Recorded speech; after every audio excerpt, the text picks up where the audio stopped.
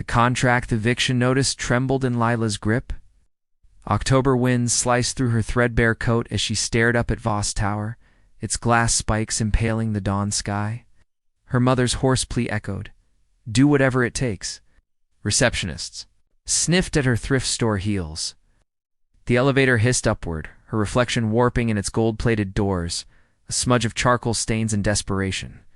Then, him, Drake, Voss, stood with his back to her, silhouetted against floor-to-ceiling. Windows. His voice, when it came, was a blade sheathed in velvet. "Miss Hart, sit." The contract lay between them. "Marriage, 12 months, he said. "Your debts erased. Your mother's medical bills covered." His fingers pale. Precise tapped the clause forbidding intimacy. "Sign here." Lila's laugh cracked. "Why me? You could buy a dozen." "Society brides." A flicker in his frost-gray eyes. "You're disposable." But as she stood to leave, her elbow knocked over a framed sketch of child's drawing of two stick figures holding hands. Drake snatched it up, his breath hitching outside. Rain baptized the city. Lila didn't see Drake watching from above.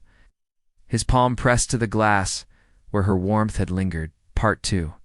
The Hidden Child. Voss Estate smelled of lemon polish and loneliness.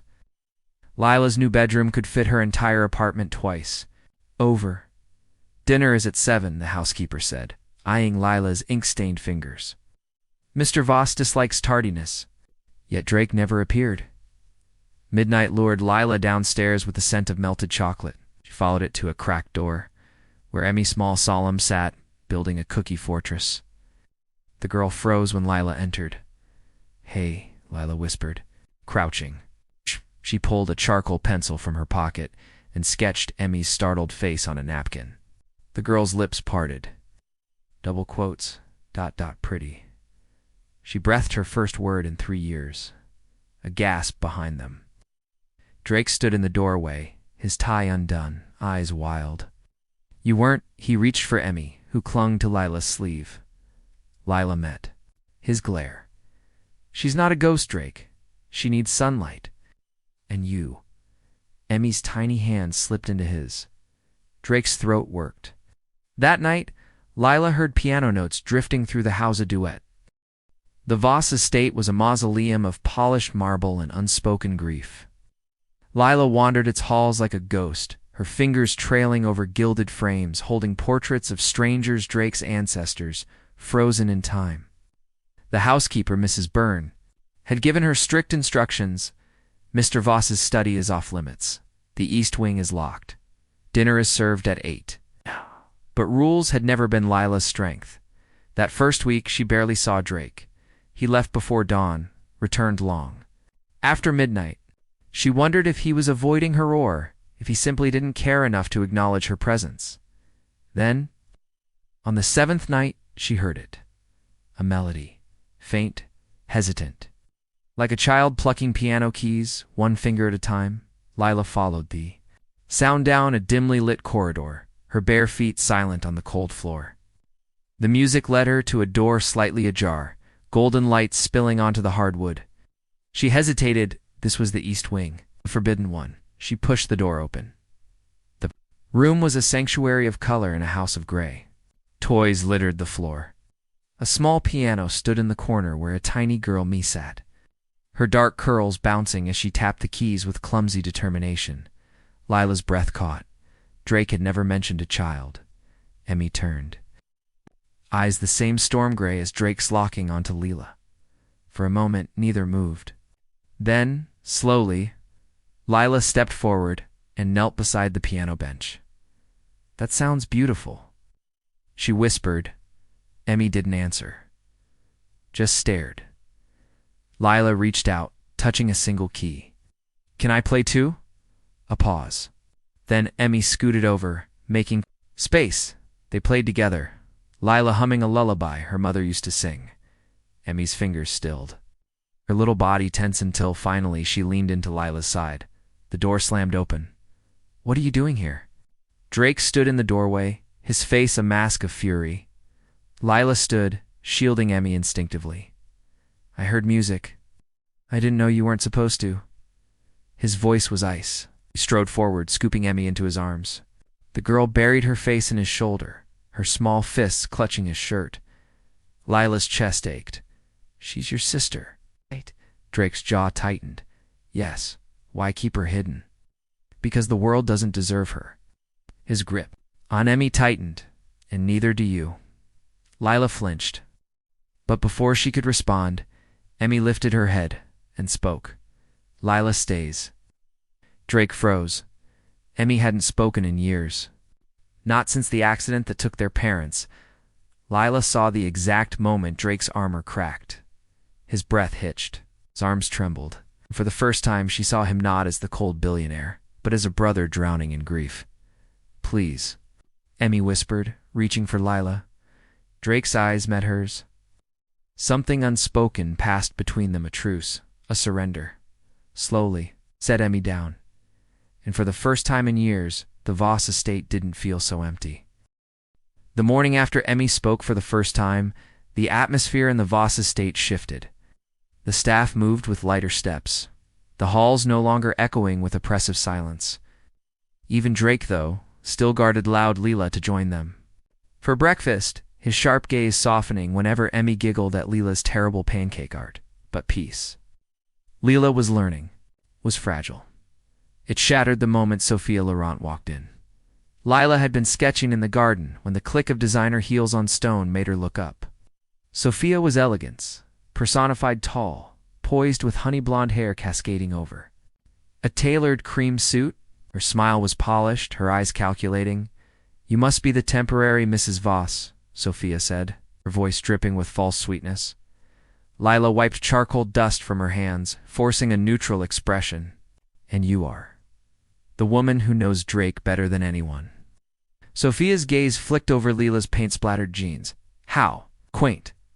Before Lila could respond, Drake appeared in the doorway, his expression unreadable. Sophia, you weren't expected. Some news can't wait. Sophia's manicured hand rested on her flat stomach. I'm pregnant. It's yours. The words hit Lila like a physical blow. Drake's face darkened. The night before your little contract marriage? Sophia arched a brow. You remember? Lila's chest tightened. She had no right to feel betrayed. This wasn't a real marriage. But the thought of Drake with her, of a child tying them together forever, I'll need proof, Drake said. Coldly, Sophia laughed. Of course. But don't take too long, darling. The press loves a scandal. With a final smirk at Lila, she sauntered away. Leaving silence in her wake, Lila couldn't breathe. Drake turned to her, his voice low. Lila, you don't owe me an explanation, she interrupted, backing away. We're just a transaction, remember? She fled to her studio, locking the door behind her. The sketch of Emmy half finished. All wide eyes and hopeful smiles mocked her from the easel. That night rain lashed against the windows. Lila couldn't sleep. She paced, Sophia's words echoing in her skull. Yours, yours, yours. A knock. Startled her. Drake stood in the hallway, his hair damp, his shirt clinging to his shoulders as if he'd been outside for hours. It's not mine, he said hoarsely. Lila crossed her arms. How can you be sure? Because I never touched her. His jaw clenched. Not that night. Not ever. Lila blinked. But she said she lied. Drake stepped closer. Rain dripping from his sleeves. I had my physician pull her records. There's no pregnancy. There never was. Relief crashed over Lila, followed by shame. She had no claim on him, no right to care. Then why did she? Power. Revenge. Drake's voice dropped. I ended our engagement when I realized she only wanted the Voss name. This is her retaliation. Silence stretched between them, thick with unspoken words. Then, slowly, Drake reached out, brushing. A tear from Lila's cheek when she hadn't realized had fallen. You believed her? He murmured. For a second, Lila admitted. I hated it. His thumb traced her jaw. Why? Because his lips cut her off. The kiss wasn't gentle. It was desperate, hungry, as if he needed to erase every doubt between them. Lila melted into him, her fingers tangling in his. Hair, the contract, the rules, the world outside forgotten. When they finally pulled apart, Drake rested his forehead against hers. "This changes nothing," he said roughly. "And everything." Lila's heart raced. "Which is it?" His answer was another kiss softer this time, a promise. Somewhere down the hall, a door creaked open. Emmy's sleepy voice called, "Lila." "Drake, why are you awake?" It broke apart. But Drake's hand found Lila's, his grip firm. "Go back to bed, Em," he said, his eyes never leaving Lila's. "We'll be there soon." The scent of smoke woke her. Lila shot upright, her throat burning before she even registered the orange glow flickering under her. Bedroom door? Emmy, she didn't think, just ran. The hallway was a tunnel of heat and chaos. Flames licked up the east wing's drapery, their greedy fingers curling toward Emmy's room. Somewhere, an alarm wailed. "Emmy," Lila screamed, barreling through the door. The little girl was crouched under her bed, clutching a singed stuffed rabbit, her wide eyes streaming with tears. "Lila." Lila scooped her up, pressing the girl's face into her shoulder as she stumbled back into the hall. The ceiling groaned. A beam crashed behind them, sparks exploding like hellish fireflies. Drake was nowhere to be found. They barely made it to the garden before the second floor collapsed in a roar of embers and ash. Sirens wailed in the distance as Lila sank to her knees in the dew-soaked grass, Emmy trembling in her arms. "Where's Drake?" "Ah!" Emmy sobbed. Lila's stomach twisted. She'd seen his car gone when she ran through the foyer. Another late night meeting? Another choice that left them behind. Then tires screeched. Drake vaulted from his sedan, his face bone-white in the flashing lights. He sprinted toward them, his voice raw. "Emmy, Lila." Emmy launched herself into his arms. Lila stayed frozen on the ground, her breath coming in ragged gulps. The adrenaline was fading, leaving behind a terrible clarity. She could have lost Emmy. He could have lost them both. Drake knelt beside her, one hand still clutching Emmy, the other reaching for Lila. His fingers grazed her soot-streaked cheek. "You saved her," he whispered. Lila jerked back. "Where were you?" His throat worked. "The merger again." The word tore out of her. "Your deal almost got her killed." Firefighters shouted for them to move back. Drake didn't flinch. "I know." Words. 3 cracks in the dam. Emmy buried her face in his neck as Drake's shoulders bowed. "I thought, if I built something unbreakable, I could keep her safe. But tonight proved," his voice broke, "I'm the one who keeps failing her." Lila's anger faltered. The man in front of her wasn't the untouchable billionaire. He was just a brother terrified of his own shadow. She reached out, her soot-stained fingers threading through his. "You don't have to do it alone anymore." Dove. Them, the estate burned. But for the first time, Drake let someone else hold the weight. The remains of the Voss estate were bulldozed within a week. Lila stood beside Drake as the wreckage was cleared away, the acrid scent of smoke still clinging to the earth. Emmy squeezed her hand, her small face solemn under a yellow hard hat. "No." "More hiding," Drake said quietly, and then he handed Lila the blueprints, not for another cold monument to wealth, but for a home. Wide windows, a sprawling garden, an art studio with north light, and most of all, no locked wings, no shadows. Lila's breath caught. "You're really doing this?" Drake's thumb brushed over her knuckles. "We are." 3 months later, Lila found the original contract. It had survived the fire, tucked in the steel safe of Drake's office. The paper was yellowed, the ink faded except for one edition.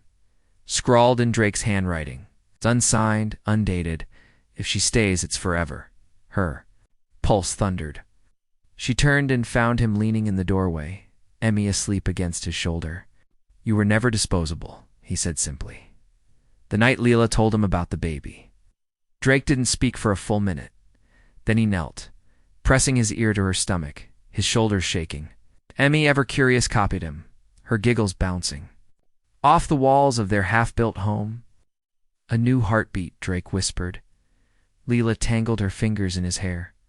"Ours. On the day they burned the contract, The flames were warm, not hungry.